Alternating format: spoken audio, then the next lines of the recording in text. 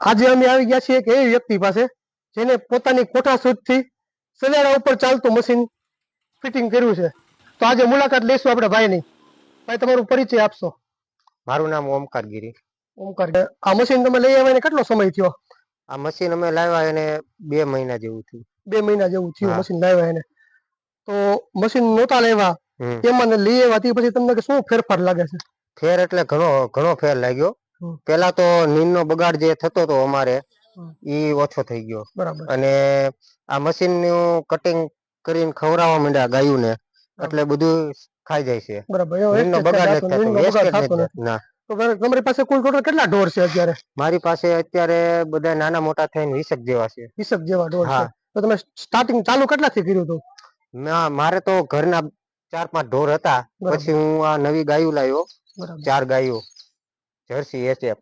બરાબર. અને ત્યાર પછી મને આનો વધારે બગાડ થતો હતો નીંદનો, એટલે હું આ મશીન વસાવ્યું. હવે મશીન નહોતું એની પહેલા તમારે કેટલી નીંદ જોતી હતી, અને મશીન હવે લઈ આવ્યા તો એમાં નીંદમાં તમને કઈ ફેરફાર સુધારો લાગે છે કે નીંદ બચતી હોય?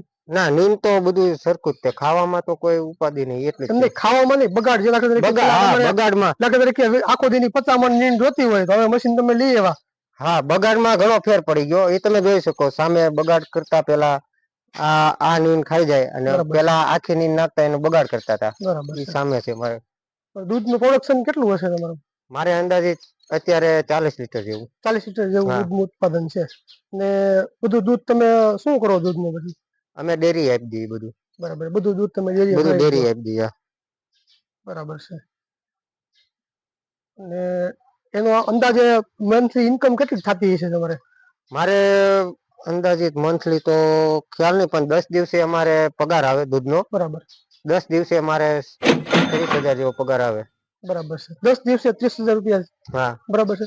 તો તમે મિત્રો વિચાર કરી શકો કે 10 દિવસના જો 30,000 રૂપિયા થતા હોય તો એક મહિનાના તમે ગણો તો 30 કરીને 90,000 રૂપિયા તો મિનિમમ દૂધમાં આ લોકો, આ ભાઈ અત્યારે કમાય છે.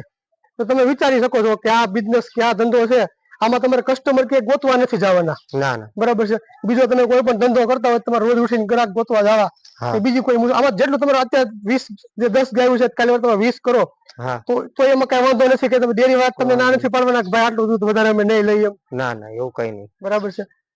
એટલે સાઈડમાં તમે બીજો ધંધો કઈ કરતા હશો કે વેસલ ખાલી આમ જ ધ્યાન આપો છો? ના, આમ જ તે અને ખેતી છે એમાં ધ્યાન આપો. બરાબર છે. ખેતી કરો છો સાથે સાથે આ તબેલાનો વ્યવસાય ચલાવવાનો.